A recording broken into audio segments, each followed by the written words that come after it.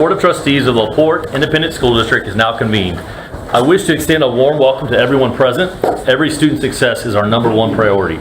As the La Porte ISD Board of Trustees, we are here to set goals, adopt policy, approve budgets, contracts, personnel appointments, and communicate the district's vision and success to the community. It is not the role of the board to make day-to-day operational decisions. The management and day-to-day operations of the district are the responsibility of the superintendent. This is a public meeting of the Board of Trustees, not a meeting of the public. School board meetings are open to all who wish to attend and hear the matters discussed. Audience participation is limited to the patron presentation portion of our meeting. Board members may not respond to the public comment section. These proceedings may be recorded, and I respectfully ask that you please refrain from talking while others are speaking. Thank you for taking your time this evening to join us and for your interest in the La Porte Independent School District. At this time, we will stand for the Pledge of Allegiance.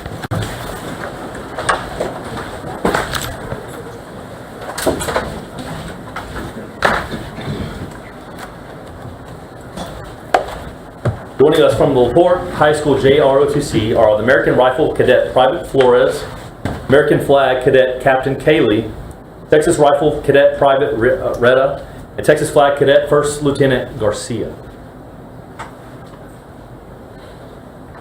Please join me in the U.S. Pledge of Allegiance.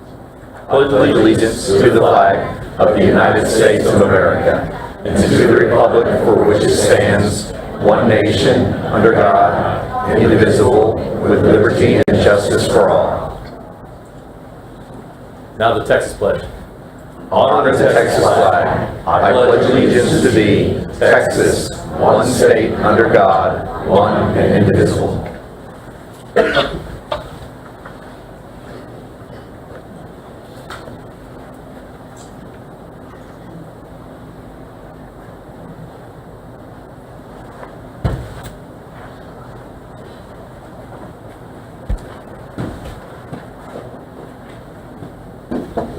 Ready? See? Present arms. Order arms. Center face.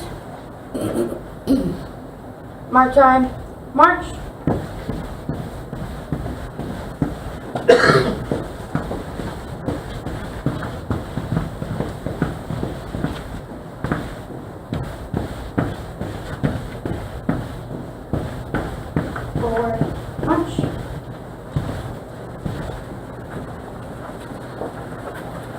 Please do a round of applause for our JROTC there.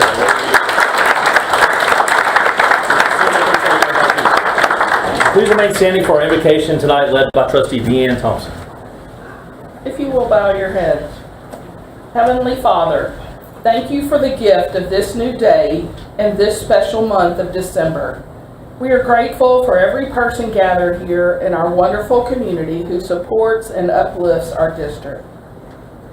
As we gather this evening, we are filled with hope and joy. May this Christmas season be a time of celebration and reflection for us all. We thank you for the gift of your Son, Jesus, whose entry into our world we celebrate. Fill our hearts with the peace that only He provides. In your precious name, amen. We'll now go to item 6, board recognitions, performance by Heritage Elementary students.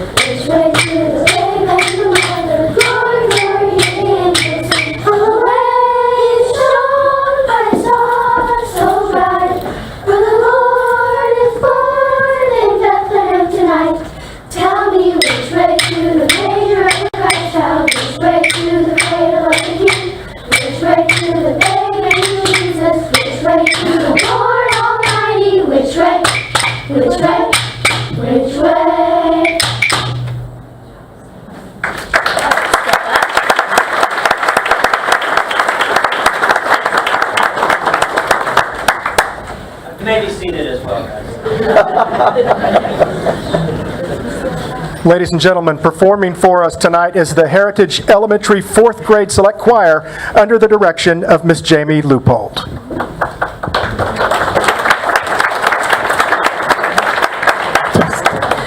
excited to be here tonight. I'm going to turn this, thank you for all of our administrators and families who came out tonight. We greatly appreciate that. Huge support for the kiddos and their music and their fine arts at Heritage, as it is throughout the whole district, and we certainly are excited. I'm going to turn this over to the kids now.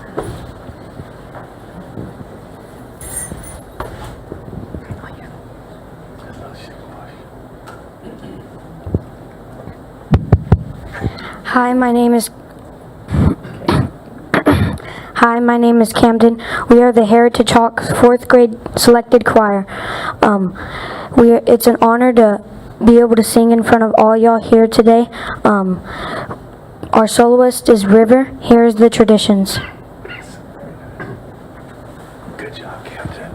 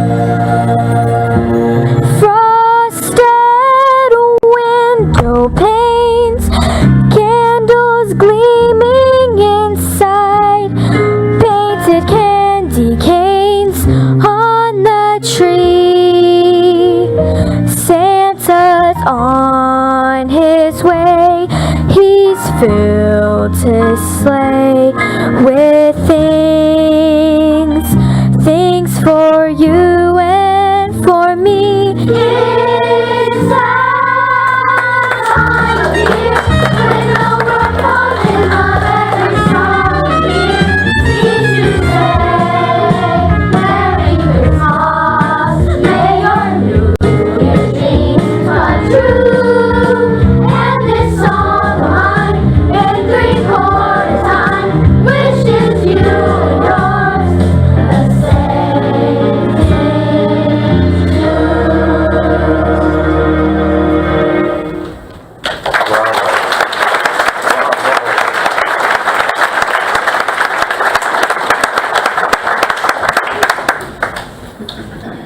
Hi, my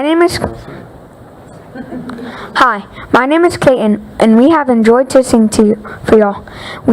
We wish you a very happy holiday season. Here is Jingle Bell Dash.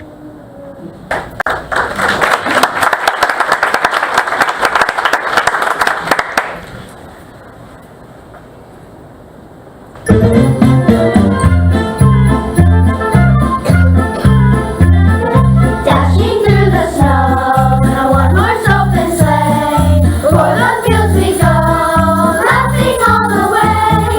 Bells are bobtailing, making spirits bright. What fun it is to ride and sing the sleighing song tonight.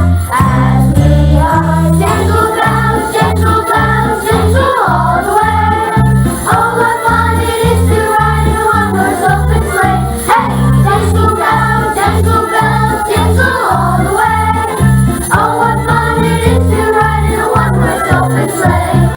Dashing through the snow, we're in a one-horse open sleigh. O'er the fields we love to go, we're laughing on the way. The bells are about to ring-a-ling to make our spirits bright. What fun it is to ride and sing a sleighing song tonight. Dashing, the snow is falling, dashing, the trees are calling, dashing, there's quite a flurry, dashing, but don't you worry, dashing, the bells are ringing, dashing, and we are singing, dashing, and jingling, dashing through the snow. Oh, jingle bells, jingle bells, jingle all the way. Oh, what fun it is to ride in a one-horse open sleigh. Hey, jingle bells, jingle bells, jingle all the way. Oh, what fun it is to ride in a one-horse open sleigh. Oh, what fun it is to ride in a one-horse open sleigh. Dashing through the snow.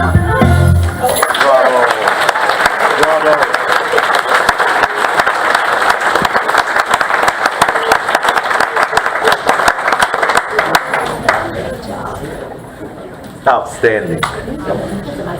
All right, board, we want to take a picture. Parents, as soon as we are finished with the photo, we all will be exiting this way. So parents, if you'll follow us out that door. Some of these kiddos, along with the rest of our crew, will be singing opening weekend for the Houston Astros on Sunday the 29th. We're excited about that.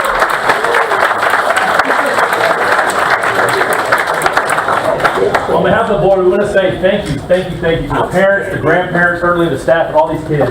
You have a million things going on this holiday season, but this is such a one of the biggest joys of our year is having these kids come sing Christmas carols. So we thank you guys for making that happen, and we wish you all a very, very Merry Christmas. Thank you. Want a handshake?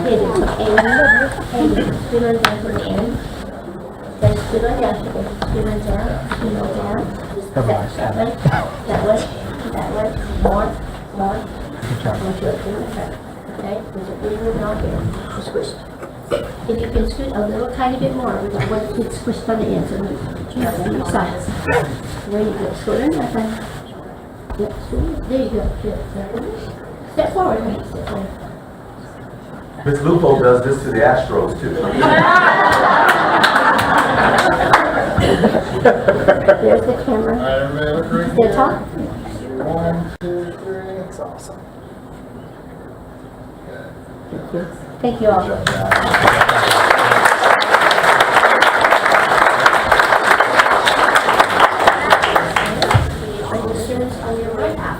Great job. Great job.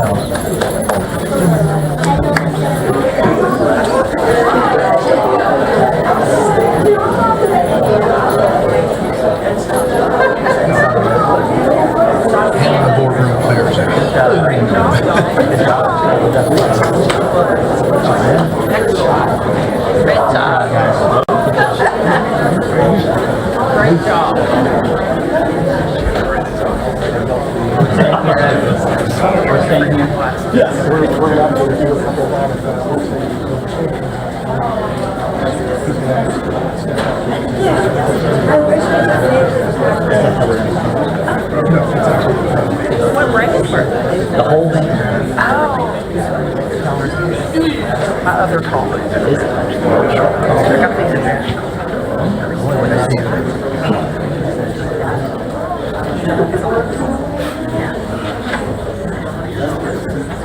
Ladies and gentlemen, the LaPorte High School Mighty Bulldog Marching Band and Color Guard on November 10th established themselves as one of Texas' premier ensembles, marking their first appearance at the UIL Band State Championships in 35 years.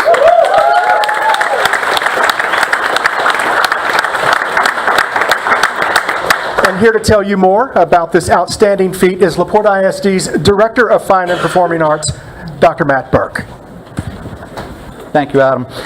Every year, 253 UIL 5A high school marching bands from across the state of Texas begin their journey in August, which eventually ends 4 months later in the prestigious and ultra-competitive UIL State Marching Band Championship held in San Antonio at the Alamo Dome.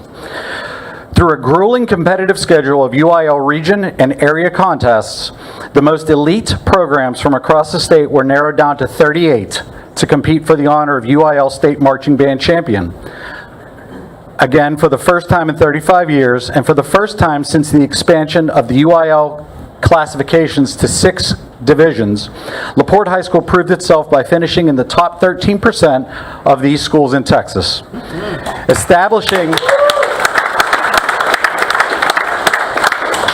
This truly established them as being part of the best of the best.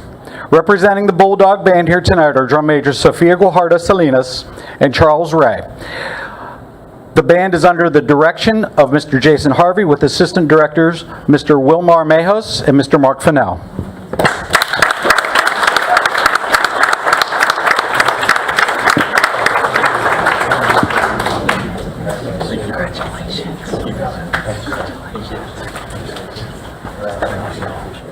Thank you, ma'am. Thank you. Thank you. Thank you. Look, we're this is a big deal, y'all. Did you want me to move? Yeah. Good Kate in here. Hold on. Hey. Dr. Griffin. I didn't play this first. That's more.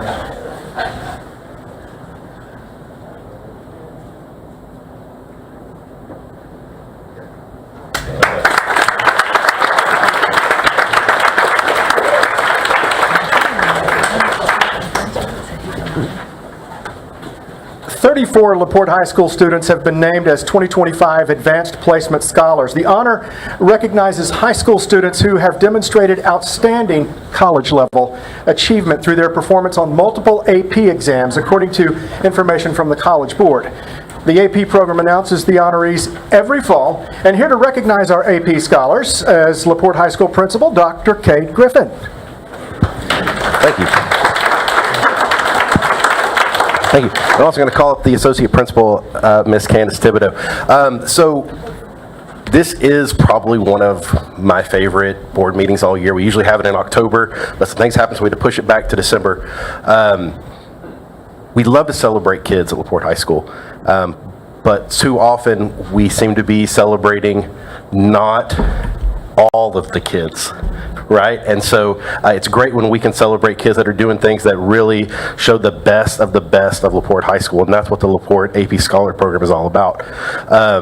So one thing that we do every year is we put these photos up of students who reach the level of AP Scholar, but right now that wall doesn't even exist anymore. And so we decided to do something a little bit different this year to celebrate our kids in one way that we celebrate some other kids, and we wanted to see what it would look like for AP Scholars, so we're going to look at that now.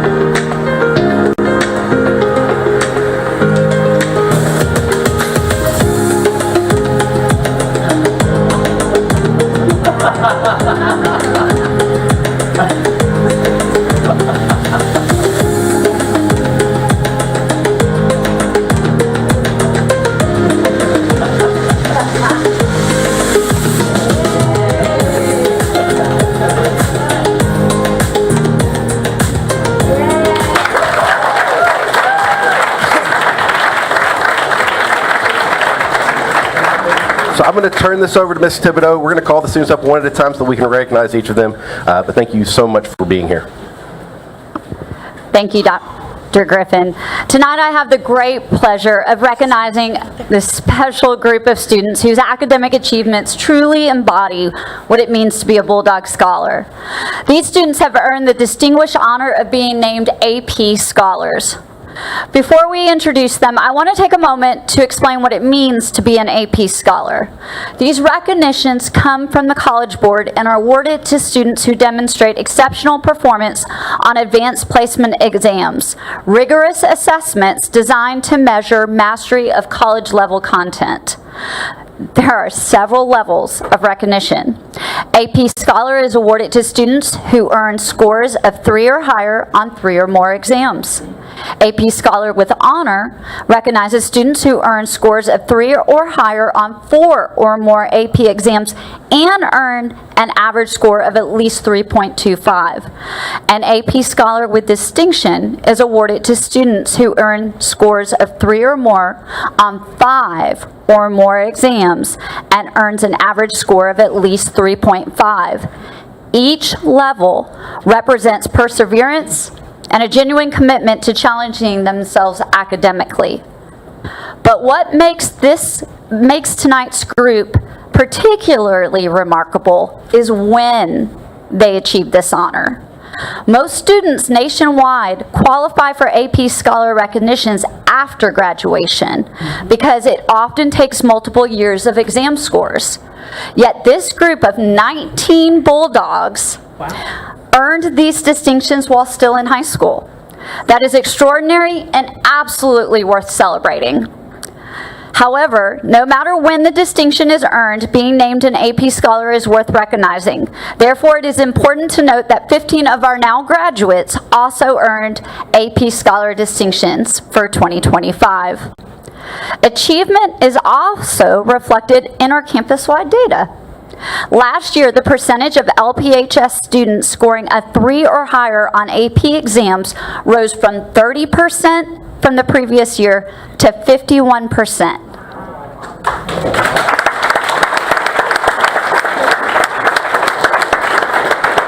Think about that.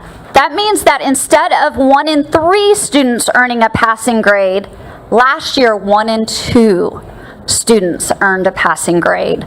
That increase represents countless hours of effort from students and teachers who are raising the bar together. And to top all of this off, we are proud to celebrate something truly historic for LaPorte High School. One of our students has earned the AP International Diploma, a globally recognized distinction. The AP International Diploma requires mastery across a wide range of subjects, including world languages, math, science, social studies, and the arts. It is intended to recognize students whose academic excellence prepares them for the universities around the world. This is not a common achievement.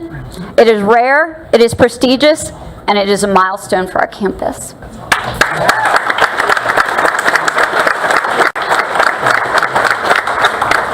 Tonight, each student will receive a certificate and a framed picture of them with their honor that will also be displayed on our academic honors wall in a place of prominence that is coming with our renovation.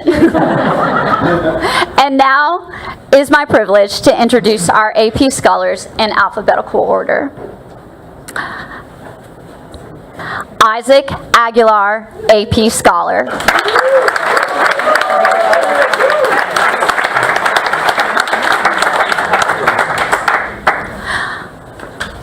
Christopher Bautris Ortiz, AP Scholar.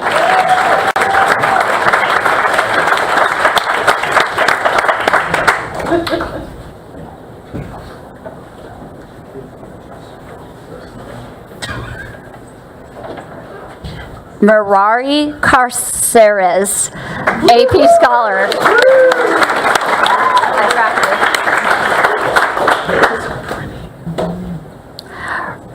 Raymond Gibbs, AP Scholar with Honor.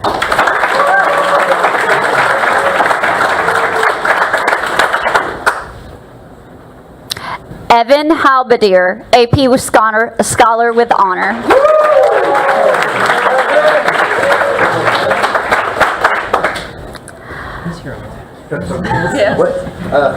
Scripps was also a academic all-state recipient this year. Yes. And in those band pictures, Vinicius Lowe, AP Scholar.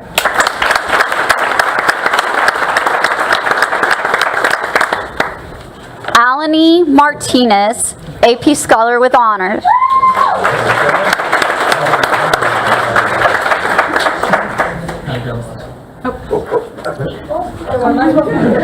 There.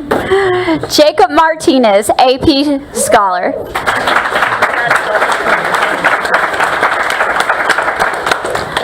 Amelie Maston, AP Scholar with Honor.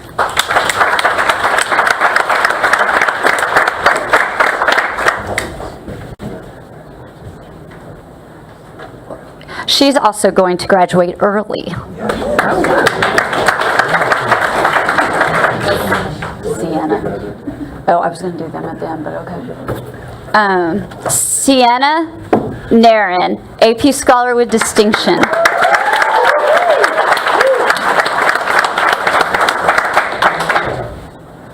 Samuel Quinones, AP Scholar.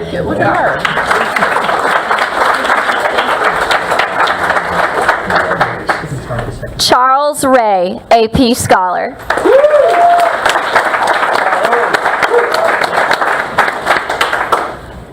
Madeline Ray, AP Scholar. Ross, sorry. I just wanted to keep saying Ray. I'm sorry, Madeline Ross.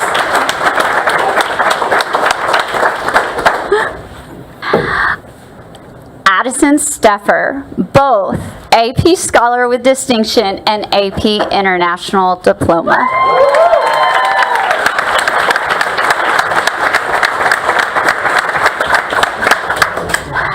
Karina Runwall, AP Scholar.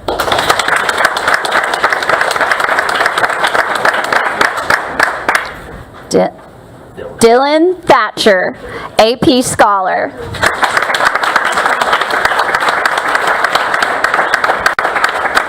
And we had 3 that couldn't be with us tonight, but we want to also recognize and congratulate Rowan Ledecker, AP Scholar.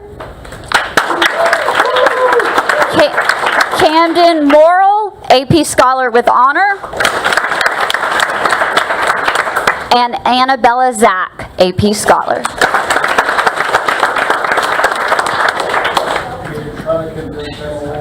You want 2 rows? So, yeah, we're going to need 2 rows for sure, guys. We are going to have to. You guys know who you are. You know who you are.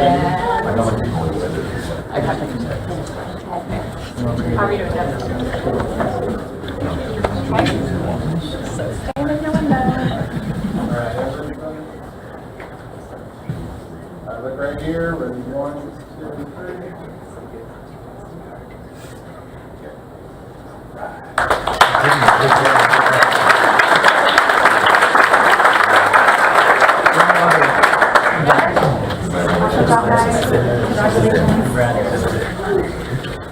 Congratulations. That's good. We'll be posting the video tomorrow.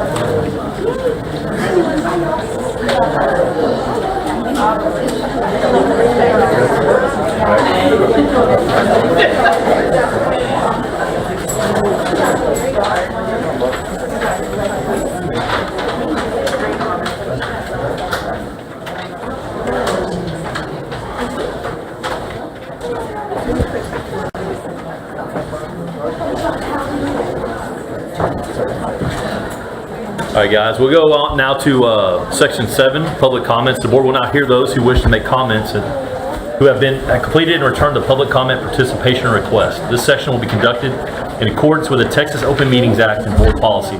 Complaints and concerns for which other resolution channels are provided shall be directed through those channels. Mr. Vice President, do we have anybody like to speak tonight? There are none. All right. Hearing none, we are going to take something out of order. We're going to pull from section 10, item D. I believe that's our district instructional calendar. Approve, 2026, 2027 instructional calendar. Who's going to? Ms. Harris. Thank you, Ms. Harris. Good evening.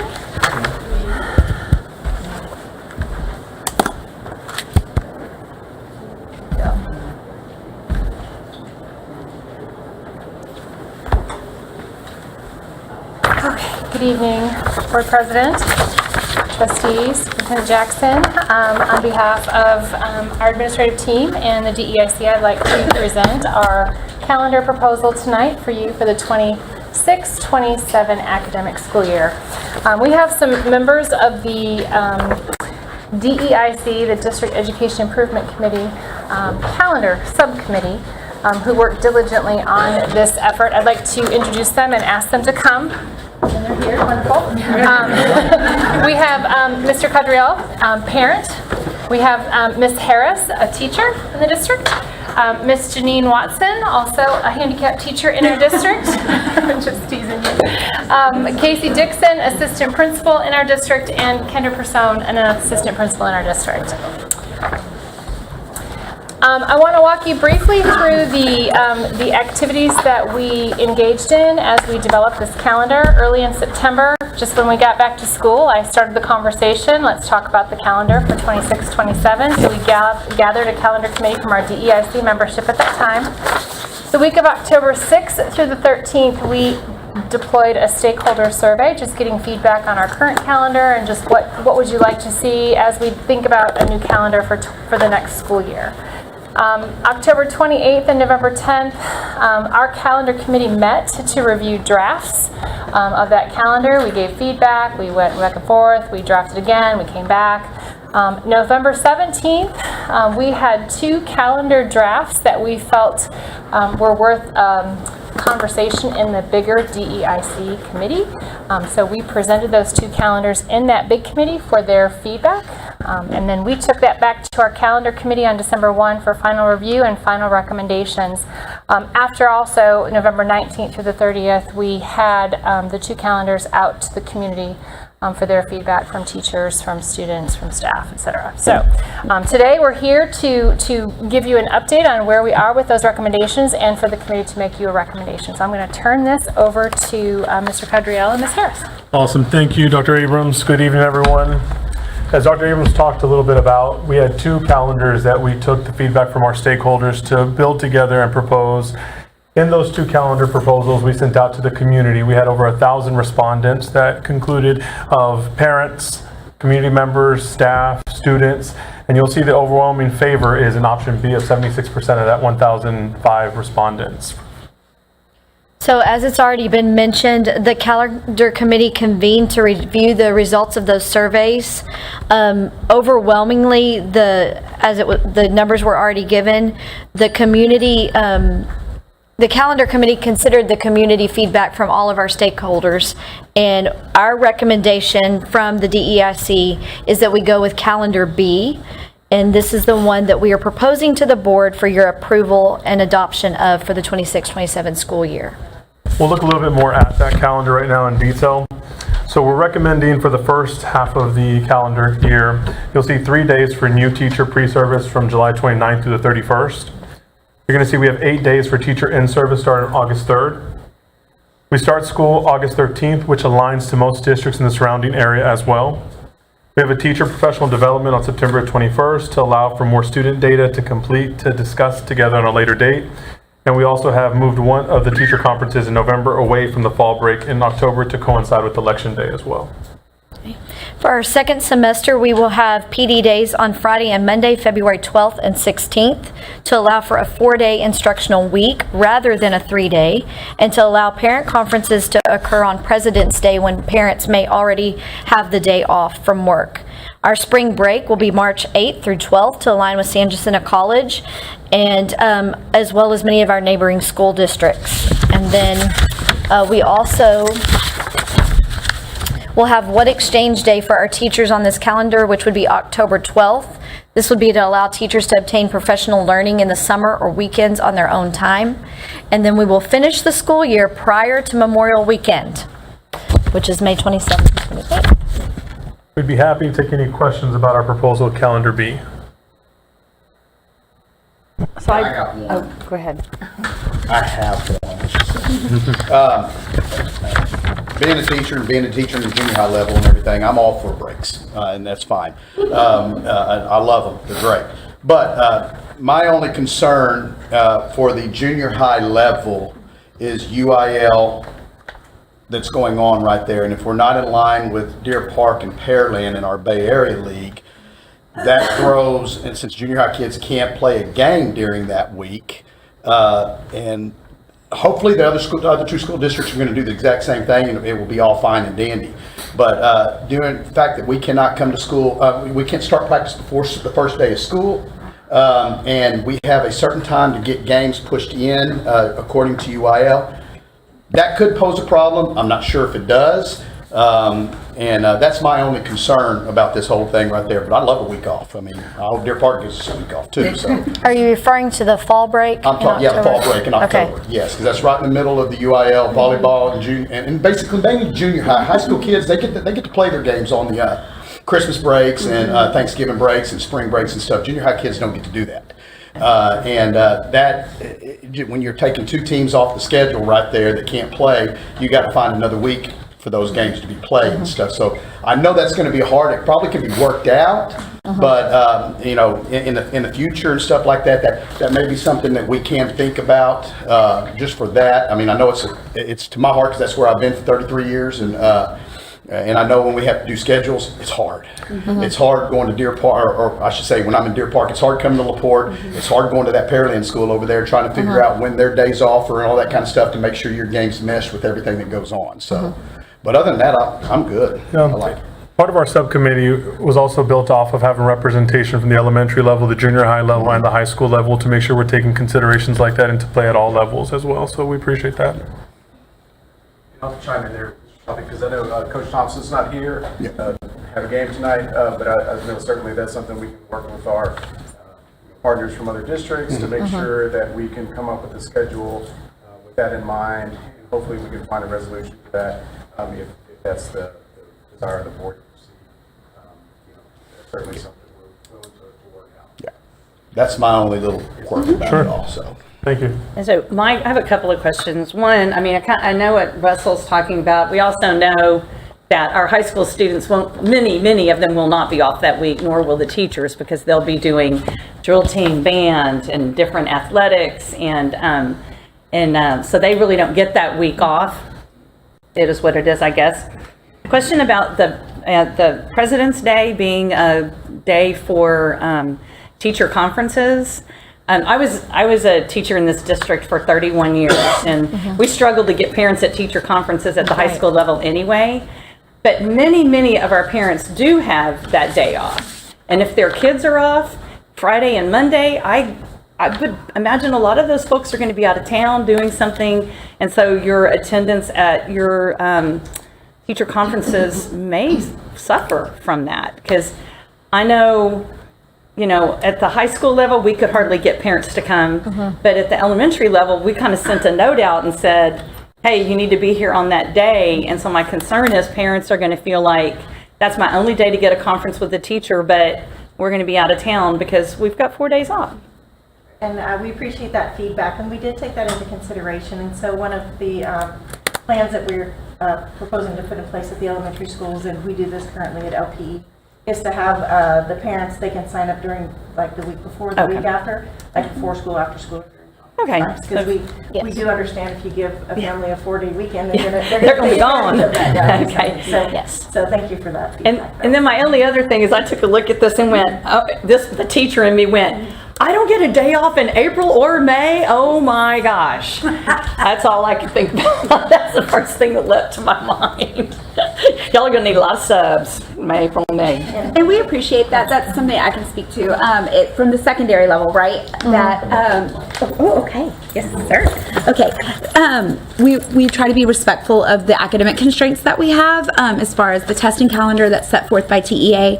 And currently next year, it looks like most of April will be testing. And so we want to make sure that we're protecting that instruction as much as possible and not breaking up our current lesson design is set to go over 5 days, and we want to protect that as much as possible in the spring. So that wouldn't preclude you from taking like one day off right after testing just to kind of give everybody a moment to breathe.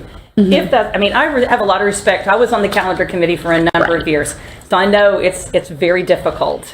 And so, I mean, I have all the respect in the world for what you guys have come up with, but I just saw that and went, oh my goodness, because after STAR testing, everybody's just like, it is. I don't think any of us want to undermine all the hard work that went into not this. at all, not at all. But there, you know, we hear and see on social media and all the other ways, you know, oh, I'm so tired. I can't wait for the end of the year. Blah, blah, you know, everybody's going to be ready for the end of the year as it is, but we're just concerned about burnout factor, not just for our teachers though, the students. They've been getting a break for Easter in April, I think the last couple of years. And because Easter's earlier, even that Monday after Easter, if that was pushed to April, it gives you another 3-day weekend somewhere. So just consideration, but we trust your judgment and just wanted to share those concerns. No, we appreciate them. I think the other neat thing, I'm a data person, Dr. Abrams knows this by now, but when we look at the respondent percentage being so high and we look at who the respondents were and knowing that those were staff, students, and community members like parents, I think that overwhelmingly that favor there. Hopefully they've addressed that and thought about that in consideration staff-wise too. I'm very fortunate to be married to a teacher here in this district, and so you know, I know that that's a heavy one to think about as well. But option A also had that same week, correct? Option A for the fall break? Is that what you're talking about? It was split. No, it was split. And so the other side that I heard today with the concerns here was attendance. And when we look at attendance and seeing these split weeks, that does impact attendance at all levels. And that's one of the things that we can resolve hopefully with that full week off and not having to worry about that partial coverage for childcare and things of that nature. As what we do see, especially at the secondary level, is when we have those split weeks, the kids don't come the other days that we're supposed to be there. They take the extra days anyway. So with two split, so with 2 split weeks, we end up having a hit. Our attendance takes a hit on 2 weeks, as opposed to if we can get them there for that one full week instead of interrupting 2 weeks of instruction. Makes sense. And so looking at it overall, we felt like it was a better instructional option. The thing I noticed is that this year we get out of school, if I'm not mistaken, May 21st. The proposal in front of us is May 27th. So 6 days. I know we get 2 days gained by like a vacation on this fall break. Do you guys know where the other 5 days or 4 days are coming in? Or are we just putting more of a buffer if something happens with weather? Like, Ms. Abrams' question. I didn't find, I was getting it really quickly, but I didn't see like. That's a Ms. Abrams question. So the state law has changed in terms of the number of days that we're required to build into the calendar for bad weather, inclement weather makeup. It requires 2 days to build in. We have built that in as 4 days. With this calendar option in extra minutes, and then also we have the ability to take a couple of professional learning days and flip them to bad weather days should we choose to do that. So that that's been our practice, that we've built in those extra 4 days. But to your point, the calendar, just the way that the days fall, I'm not quite sure where the extra time has come. We do have an extra time on October, but I can certainly get you more information about where the extra time has come compared to last year. Because if that's true, what Jeff just asked, would that be a place you could use a day for? That's kind of what I was getting at. If there's extra 3 or 4 days, is that something if I think Trustee Hall said something about in April or whatever it was. Is it an option? I'm not saying I'm advocating for this, but would it be an option if we said we really think we need to have an additional day, say in April? So we can certainly go back and draft another calendar that allows for an extra day in May.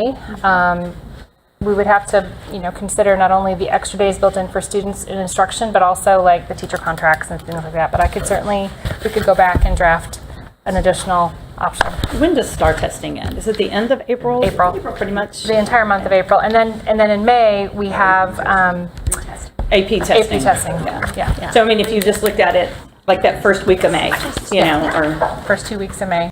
Yeah, I mean, Yeah. just that Monday mean after for a break. Yes. Monday after prom would be a good one. Just saying. I'm sorry, I do have one more question. I apologize. The 21st of September, we're in school 3 weeks, and we have the Labor Day break, and then we are in school another week in about 4 days, whatever, and then we have another day and to have another 4-day week.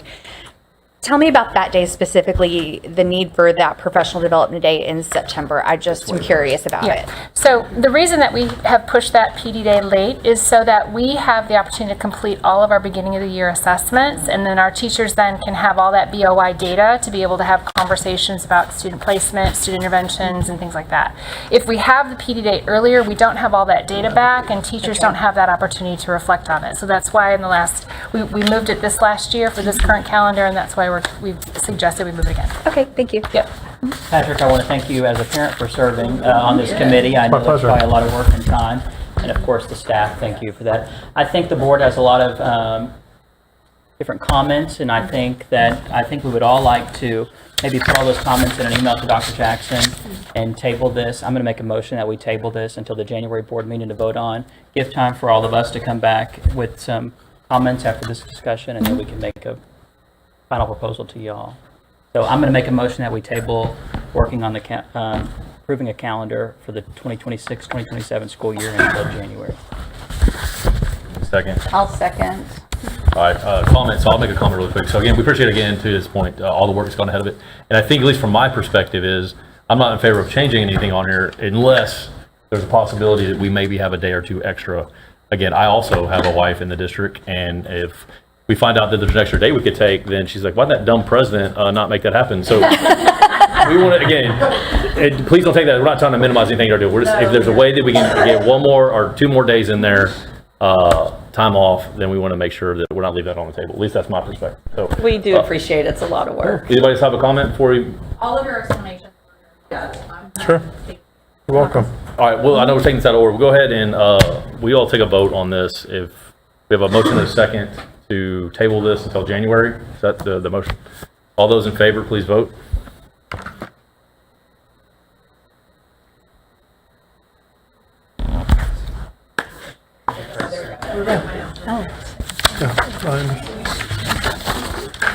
All right, thank you. You're welcome. Thank you very much. All right, where are we at? We will now turn to item 8, our administrative report. Dr. Jackson, your superintendent report, please, sir. Yes, sir. We've had a wonderful fall semester, and board, you have my superintendent's report at your desk. And for the sake of time, I will not read that today, but I do want to say that we have had a successful fall semester. You've heard just a glimpse of that tonight with our AP scholars and our students that participated and brought forth music and festivities. But we thank all of our teachers and our principals and our parents and staff and students for a phenomenal fall semester, and look forward to seeing everyone back. And certainly I wish you all a happy holidays and Merry Christmas, and look forward to seeing everybody back in a few short weeks. That will conclude my comments for the board, for the superintendent's report. Thanks, sir. I believe we have an update tonight, bond safety and security update. Sure.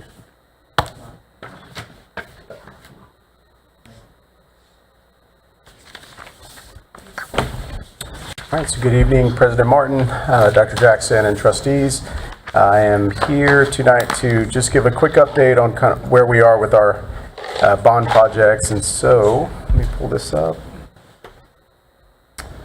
Okay, so you heard a little bit about the high school renovations or lack of an academic wall. And so that's the crane dropping in that academic wall that's going to be there shortly. But this is an exciting time in the spring. You know, you're going to see a lot more of the construction. We've talked about this before. You'll see the actual, you know, the fall was a lot about detention and the underground. And so now we are able to start erecting some steel and having some structures actually go up. And so great news, the courtyard is open and accessible to students and staff. This picture was actually taken earlier today, a beautiful day. So, you know, it's very nice that our students can now access and then pass through that to get to the B building or get from the B building over to the cafeteria instead of having to walk around that horseshoe. So I think tardies are improving, right, Dr. Griffin? I think we're improving on our tardies because kids now have a pathway to get through, which is nice. And so right behind the courtyard, you can see that black privacy fence. It's been installed, and that's just to still create that barrier with the construction area. There's a lot happening behind that, right? So you see that. We have a lot of steel on site. It's going to be stored in front of the school inside that construction area, and you see things actually starting to go up. And so this is right in that area A, which is near that front entrance area of the high school. So again, exciting that we're starting to see structures actually take place. And we've got some smaller grade beams that have been prepped to be poured, and that should happen in the next couple of weeks as well. So again, moving right along, we are you know, ahead of schedule with high school, but obviously you know, built-in weather days and all of that. But we've had the good fortune of having some good weather, which has allowed us to get in a great place with our construction. So very excited and confident with that project. We've got Lomax Junior High. This picture is from last week. Since last week, we've actually completed the gym. The gym is finalized, the paint, it's been sealed. I mean, we're ready to go in the gym. The only thing that's remaining, we have a fire inspection. We're still waiting on a module to come in. Once that module comes in, we'll get that fire inspection. But the rest of the MEP inspections have been completed. And then we're hoping very soon, at least by the end of next week, that we should have our substantial completion and be able to occupy that gymnasium. So again, things are, several of you have been out there, beautiful gym, and it just looks fantastic. And I know Ms. Rose is excited to have the gymnasium back. Band orchestra area, again, it's another beautiful space. They've been working hard on the electrical, getting that kind of wrapped up in that space, and we're looking at the estimate completion date of April 20th, and that's, you know, kind of long. I'm hoping that we get access prior, but long range, April 20th should be the time where that building would be released to us as well, that space. So just a couple of other points I wanted to reference. The Sonia Angelo Theater, this is the time of year where it starts getting lots of activity. I'm sure you guys have seen some of the performances that have already taken place in there. That first picture to the left, it's hard to think that's just what it was like this summer, right? We've already done a lot of upgrades to that foyer area. The top is what you can see there, and then in that bottom right, so we've updated the carpet, we've updated paint, and we've got some furniture in the foyer. So we've got enough seating in there for about 30. So I know there are times where we pull students together, we can have a class or some instruction out there, and so we have the student space for that. And they're not very portable, they're pretty set in place, so you know, we anticipate you know, not a lot of horseplaying with those. But it's a great space, and it could be a great space for learning for our students and staff as well. We've got the TVs there. That was part of the TVs were part of the AV proposal that you all had approved previously, and so we've got two 75-inch TVs that are mounted there. With those, we'll be able to broadcast and stream what's happening inside the theater, but we can also say display the menu for the concessions on those as well. So we'll be able to use that, which is exciting. We've got a few things. If you've been in that space, it's open ceiling right now. We're not going with the industrial look. We're just waiting until after the concert season so that we can put some of those black ceiling tiles in. And I really think that's going to complete that space. We're looking at some additional some exciting, things that we want to bring to that space. There's a new line set technology. The rigging and lines need to be replaced, and so this will allow us an opportunity to enhance those for safety with an emphasis on student safety in those spaces. We've got some additional lighting, which was approved previously. That'll take place after the UIL season. So in May, you're going to start to see a lot more happening in that theater.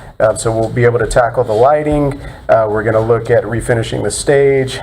We'll be able to do some more house enhancements, so whether paint or tectum, just really finalizing our budget to determine how we can just continue to beautify that space. But it's come a long way, and it's only about 30% of where it's going to be. So I'm very excited about the potential for this space. I know the staff are very excited and pleased, and so again, just looking forward to that. I've heard the sound system is amazing. The sound system is fantastic, and Yay. so we hope to have a showcase so that people can hear that, but it really is fantastic. And just this is another exciting one. I actually get more questions about this one than I thought I would get, but I won't say names, but we've got the Bulldog bunker, and so this is our simulation room. This is I think I've told y'all the story that I asked the students to help come up with this name, and so they thought the room actually looked like a bunker, and so they said, let's call it the Bulldog bunker. But I reminded them the goal in golf is to try to stay out of the bunkers, and but it's still a cool name, so it's stuck, and so we've got those kits that are being assembled. We've got the projectors and the mounts and TVs should be installed by the end of this week. We've got a little bit of floor leveling to do so that we can come in with the carpet. Then we'll do the hitting mats, the camera calibration, and just get all that technology fine-tuned. But we're still tracking for student use by the start of second semester. So very, very, very excited about this one. And that Bulldog Bunker logo is going to go on each wall. So it's going to be a really nice space, and I think our students are going to be ecstatic about that. This area will have somewhere for students to store bags. Absolutely. Supplies all during the Yep. day. So right to the front of this room, there's a space where students can store bags. We're actually going to put some lockers in that space as well, so students can lock up some belongings as they go throughout their instructional day, but they'll be able to come back during athletics period and access what they need to. So yeah, that was a priority for us. Since that room should not be really occupied during the day, how are we planning to secure that? How are we planning to secure that room during the day? I know someone can't go in and lock it and unlock it every day. Yeah, so it'll be a badge access into the room. So the coach would be able to open that up for students with the badge as they go in. So that would be, unless you have a master key or a campus key, that would be the only entry into that space. Absolutely, yeah, we can let entry in that way. That should be only for golf, right? Correct. Yes. Yeah. So, and we'll have cameras in there. So just. Oh, yeah. Will y'all stop? And then last but not least, we've got our safety security audits. So we are in that window right now. We're anticipating an audit from Harris County Department of Education. This is our once in every 3 years audit that we'll get. And so they have 5 spaces identified. The Jenny Reed, Rizzuto, Lomax, LPJ, and then we've also got support services in, 6, I guess, with the Bulldog Stadium and Legacy Complex. And so they're going to come in. Some of the things that they're looking for to make sure that we've got an emergency operations plan. They're going to look at past climate survey data, drill logs. They're going to look at floor maps, evacuation maps, aerial maps, visitor policy. They're going to talk with staff to make sure that they're familiar. And so this is a comprehensive audit. Again, we're anticipating this probably tomorrow or the next day. And so you guys would get a full report on that audit. They're going to give that data with us. And some of that is just to help us improve in certain areas. And so that's your every 3-year audit that we get. And then we've got the 2 additional audits, TEA. The IDA is the intruder detection audits. Thus far, we've gotten 3 campuses that have been visited from the TEA auditors. That's the high school, LXC, and LaPorte Elementary. And then, so the remaining campuses throughout the district would, we expect to receive an audit by the end of the year on each campus. And then we've got the district vulnerability assessments, or DVAs. Those could be at any time. We haven't received any yet. You know, they tend to come around holidays and, you know, when things seem to be a little laxed because of parties and whatnot. So, but we do a good job with Mr. Whitcliffe and his staff to make sure that our principals are aware and prepared. And so I just want to thank them for all of their hard work and making sure that everyone's prepared and aware of what they need to do if we were to be visited by an auditor. And that's what I have for you this evening. Are there any questions? Thank you, sir. All right, thank y'all. Board, I will share at conclusion. Before we go into that, Jim, I'd certainly like to get everybody together for us to do a ribbon cutting. That's another facility, so I'll work with you. Sounds good. We'll turn now to our item 9, our consent agenda. A, determine and approve any consent agenda items. B, approve board meeting minutes, regular board meeting minutes, November 11, 2025. C, receive principals reports. 1, Early Childhood Center. 2, Bayshore Elementary. 3, College Park Elementary. 4, Heritage Elementary. 5, Jenny Reed Elementary. 6, LaPorte Elementary. 7, Leo A. Rizzuto Elementary. 8, Lomax Elementary. 9, James H. Baker 6th grade campus. 10, LaPorte Junior High. 11, Lomax Junior High. 12, LaPorte High School. And 13, Academy of Viola DeWalt High School. D, receive financial statements for October 2025. E, receive human resource report. F, approve budget amendment. G, approve 2025-2026 TEA local improvement plan, LIP for LaPorte Junior High. H, approve receipt and first reading of TASB local policy update 126. I, approve interlocal agreement for joint elections with the city of LaPorte. J, approve master interlocal agreement with ESC Region 11. K, approve purchase of backup server hardware. L, approve purchase of painting services at Rizzuto Elementary. M, approve purchase of special education contracted services. N, approve purchase of track and soccer equipment. O, approve regular board meeting schedule for second semester of 25-26 school year. Mr. Vice President, will you please read back the consent items as read? Yes, it's A, B, C, D, E, F, G, H, I, J, K, L, M, N, O. All right, board, we have consent items A through O. I seek a motion. A motion by Trustee Shoppe and a second by Trustee Harris. Please vote.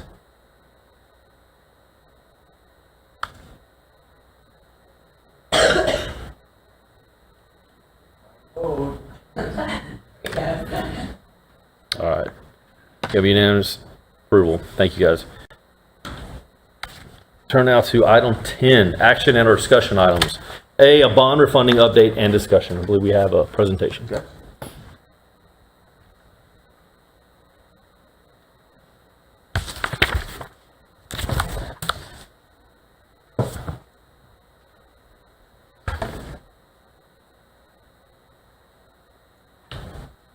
All right.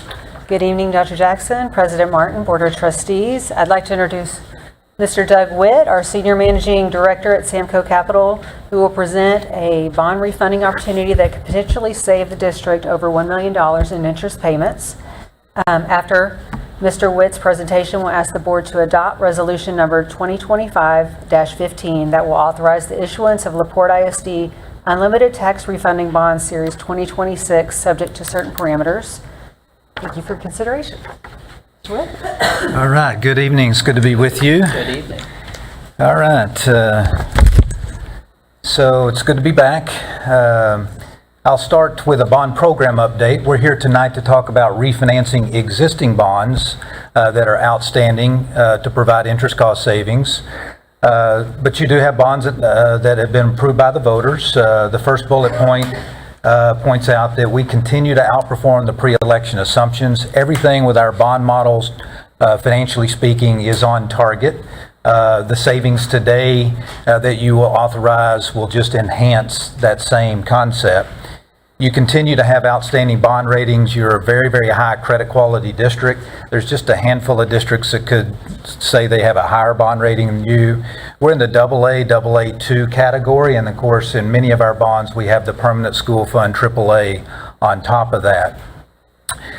Things that they cite in that is the bond model, yes, but more importantly and equally important is your performance in your financial operations. Third bullet point is we do have some authorized but unissued bonds. That's not what's on the agenda today. Proposition A, the primary proposition, there's $29,650,000 remaining. Proposition B, I believe, is the technology that we're rolling issuance of those over time. The next school bond issuance that I may be back to talk to you about is in June of next year. Okay, so with that said, you may say, well, why don't we just combine the refunding with the new money? Because we issued some bonds in June of 25, then we're coming back in June of 26. And the reason is that we issue bonds in accordance with both federal law and state law. Those two timings give us different time frames. Refunding is under federal law, issuance of new bonds is under state law. Those two timings don't always merge. So the upcoming call dates, so you have 4 or 5 of them at the top that are callable anytime. And you'll see, though, that the first 2, for example, are mature in 27. So these are very short bonds. The 2014 refunding bond is very small, $1.4 million. Very short, goes out to 2031, very low coupon, so there's nothing to grab there. And then 2015 refunding bond is any date, but again, it is also short. There's only one maturity in there that's the 5%. The rest of it is the 3%. So again, no savings there. And that's another bond that is not PSF guaranteed. Those are refundings of non-PSF guaranteed bonds.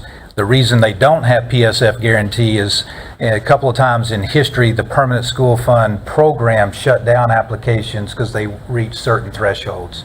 And they had to get authorization to expand the program and take on new applicants again. So then the 2015 bond is callable any date. It will be a part of this refunding. And then the 2016 bonds become callable February of 26. And the federal government timing says that we can refinance those bonds within 90 days of that February call date. So you'll see a little note to the far right that it's now within 90 days that we can refinance those bonds. And those are the bonds that are driving the savings. Now, we have done this 4 times since 2015, and we've paid off bonds, not refinanced them, just paid them off with cash twice. Those 6 things saved about $30 million for the district over the past 10 years, okay? This here is only $1 million. I remember when $1 million meant a lot. But we're going in and we're extracting, surgically removing the maturities that can provide you savings to provide savings. This is squeezing as much juice out of this as we can. It is something that you should do. It's not a game changer, but this is basic blocking and tackling of school finance, and it's a refunding that's upon you. About half of that $1 million of savings is coming from the 15 bond, and about half of it is coming from the 2016 building bond. And that one 2016 refunding in the middle may add a little bit of value to this. It's on the table for us. Again, it'll be a game day decision when we enter the market. Current market yields, you can see here, the Permanent School Fund AAA yield runs at 260, 270, very short. Then we get to 2033 and we start getting our upward sloping yield curve where each maturity after that is a little bit higher.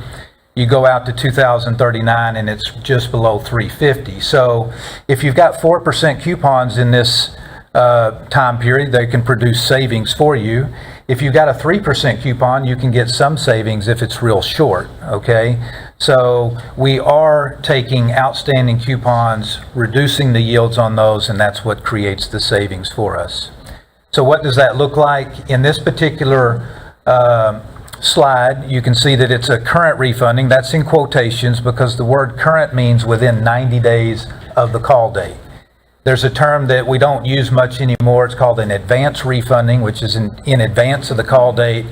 And the reason that we don't talk about that much anymore is federal law now suggests that those have to be taxable interest rates rather than tax exempt. So we have to wait to the call dates And so the 15 bond is in the middle. There's about 22.7 million in this analysis that we'll refinance in 2016 bond in the second column, just under 10 million that we'll refinance. We're taking average rates from 379 down to 266 to 383, and there's no penalty or premium that you have to pay. You can pay these bonds off at the same price that you issued them.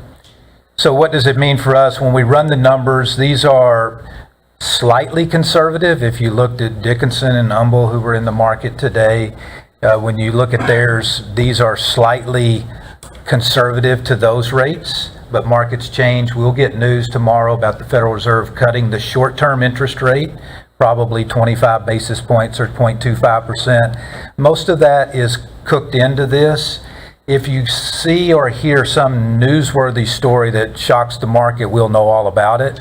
But right now, it appears that everything has been telegraphed, and we're expecting the short-term lowering of interest rates and comments about some of the economy looks great, some of the economy looks bad, and we're going to expect some of that.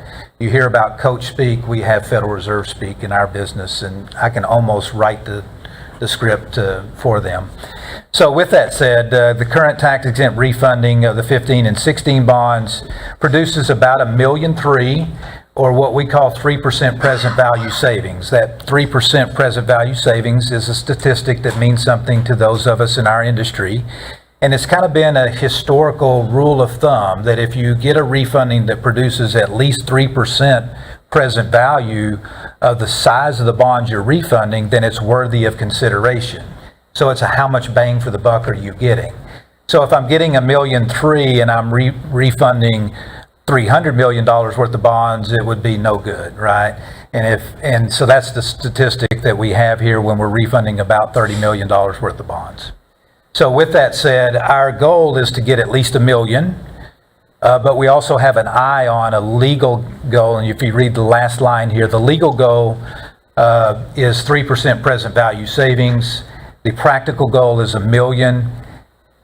I don't want to get too technical here, but sometimes I can go up and get you $1.35 million of savings, but the percentage goes down. And so we have to meet the minimum threshold of 3% is what we're putting in here. Right now, these numbers that you're looking at are $1.3 million with 3% present value savings.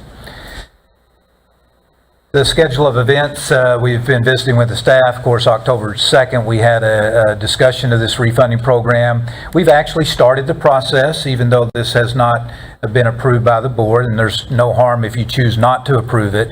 But we started this so that we can enter the market as soon as possible. And this date met all of our parameters that we needed. So we have the order, a resolution on your agenda tonight. Diane Martinez with Hunt and Andrews Perth is here in the front row. She's with the law firm that prepared the resolution for you and provides the legal analysis and the legal structure that we're working under. If there's any legal questions regarding the resolution, I would definitely defer to her. And then we're looking at pricing these probably next week and entering the market. We'll see how things shape up towards the end of this week. That would put us with a bond closing in the middle of January, and then that redemption date of those bonds is February 15th. So with that said, I'll answer any questions that you may have about this. This is, again, basic blocking and tackling. It's being good stewards of the taxpayer money. It's not a home run type of refunding like we did in 21, where we saved $17.7 million on one refunding bond.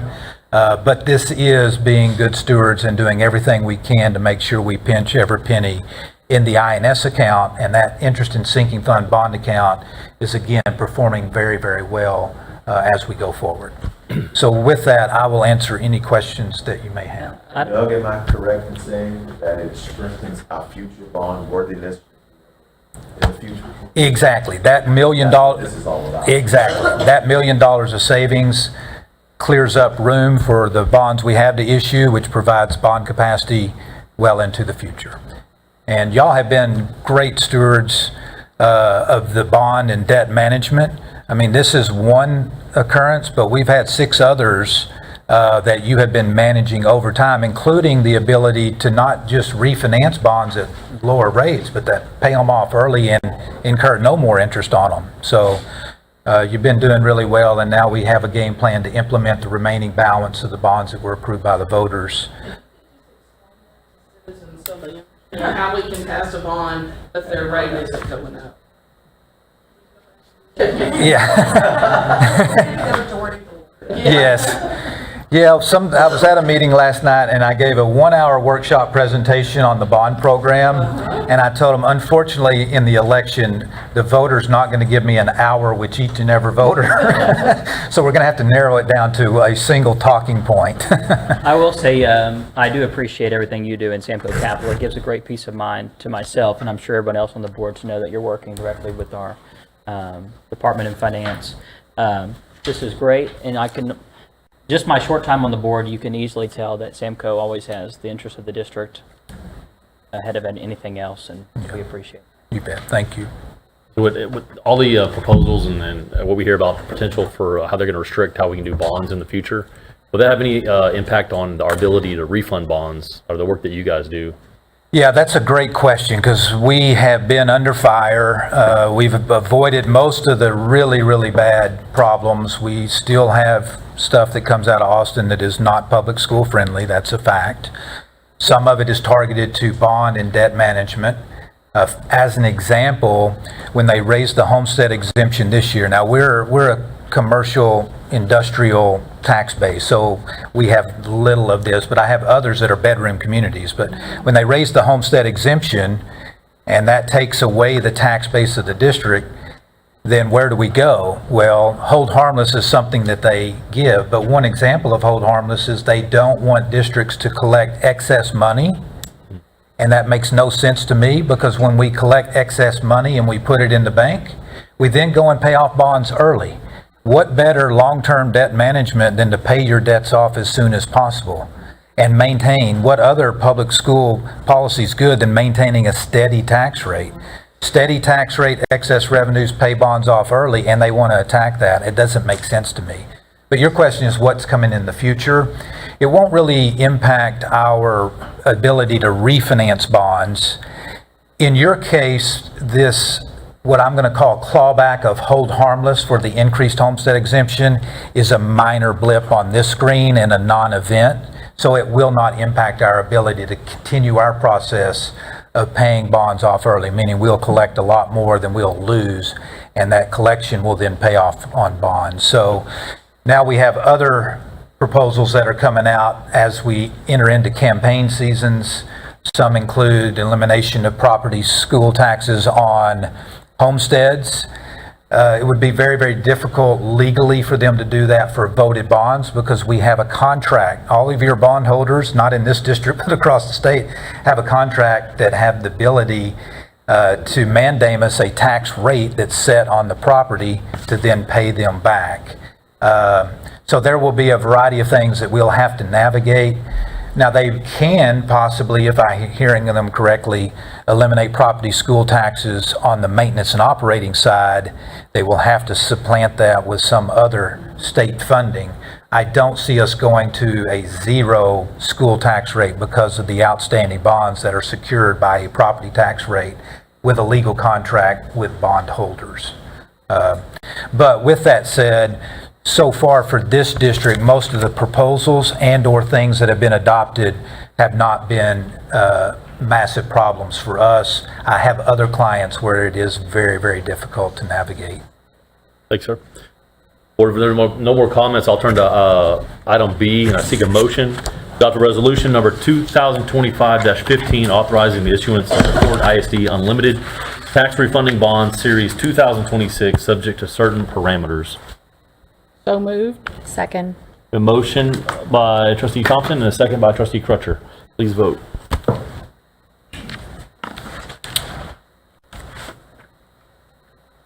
Thank you all. Thanks, Doug. We have a unanimous approval. Thank you, guys.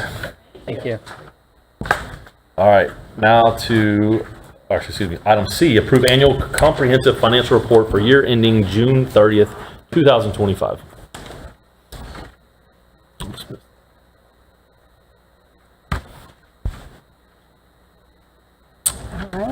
Good evening again. So at the November 11th board meeting, Mr. Patrick Simmons, who's our audit partner at Whitley Penn, presented the draft fiscal year 2025 audit. We could not ask the board to approve the audit at the time because we were waiting for the Office of Management and Budget to release their compliance supplement for single audits. So that has been released, and our auditors have reviewed the supplement and the single audit for our child nutrition fund and found that we are in compliance and we have no findings.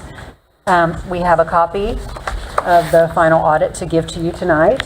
And we also have Ms. Laura Lynch, who is a senior audit manager with Whitley Penn, and she's here if y'all have any questions regarding our audit. Are there any questions that we can answer for you on the audit? This is the same one we got in an email, right? It's the exact same one, yes, sir. And nothing changed from the presentation in November. We love Whitley Penn. We do. Hearing no questions, I seek a motion to approve our annual comprehensive financial report for year ending June 30th, 2025. So moved. Second. I don't care. Whoever said it. We have a motion by trustee Perez and a second by trustee Thompson. Please vote.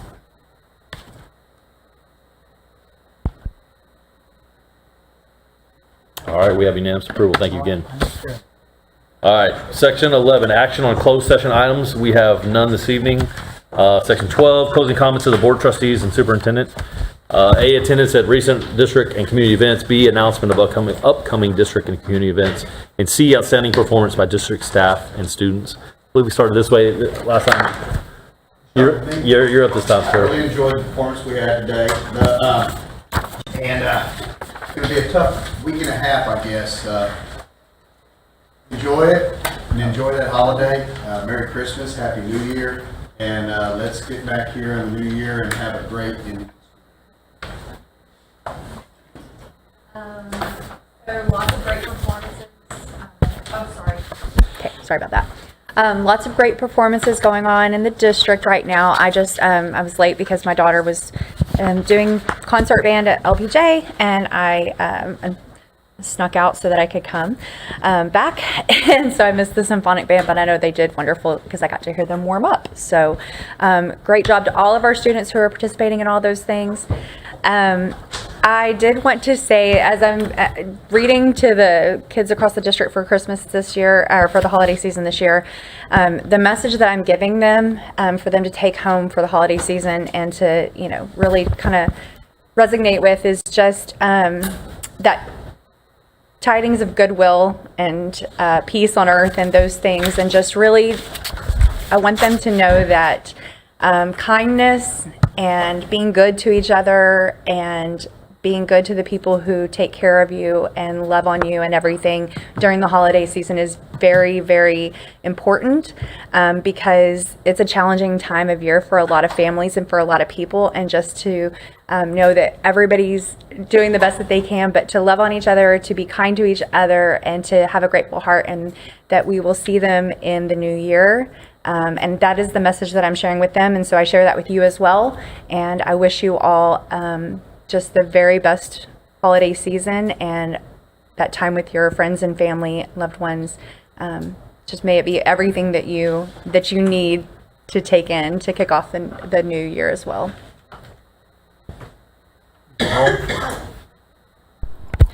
Well, I want to start, I think, was it last week or week before, it was Special Education Week. And so I want to say thank you to all of our folks that work really, really hard with all of our precious kiddos. It's certainly a challenge sometimes, but it's also a gift that you have. So thank you very much. Big shout out to our AP teachers. We know our kids are wonderful. They work super hard, but our AP teachers here are amazing. I think that LaPorte probably has some of the very best AP teachers in the whole area. I would love to kind of compare the percentage of our kiddos to, some of the other districts that like to pretend we're not here. So, I really do want to give a big shout out. I know some of them are still the same ones my daughter had, and they were amazing. And it's wonderful the amount of college credit they get to take with them as well. So that's really, really wonderful. So thank you. And I really hope y'all notice how many of those kiddos are involved in so many other things not just the classroom, and that speaks volumes for the kind of kiddos that we're putting out there. And again, thank you to everybody. It's been a great semester. We'll finish strong. Praying for you. And just got another week, and I hope you have a very Merry Christmas and a Happy New Year. And all your football teams win. Mine doesn't get to play in the playoffs. Yes. We're going to talk about yours playing in the playoff, aren't I'm not, look, y'all beat us fair and square, but the Aggies are still playing, so I'm not complaining. Oh, God. Just to echo some of the things that other trustees have said, there's so much going on throughout the district. And I love all the fine art things that are going on, but I can't make all of them. But we all appreciate their hard work and efforts. Christmas on Main was well attended, and the performances by all of our schools were stellar, in my opinion. And I'm looking forward to reading to kids a couple of times this week. And the ASL program on Friday evening just really has my heart. I love to watch them do sign language, and they're awesome. So I'm looking forward to that on Friday. And wishing all of you the best during the holiday season with your families in whatever ways that you celebrate. And a happy and safe New Year as well. I'm good. Merry Christmas, everybody. You okay? Hold on, stand by. Wow. I'm ready to get out of here. With that, Dr. Jackson, would you like to say? Dr. Jackson. Merry Christmas. Good gosh. All right. I'll be quick, but I do want to thank, it's amazing, the percentage increase and then the amazing students, the AP Scholars, that was impressive. The fact that a lot of those kids got it early. So again, congratulations to them and their parents, their families, all the people made it possible. Also, thank you to the Christmas meal, to our nutrition department. You guys do a phenomenal job every year.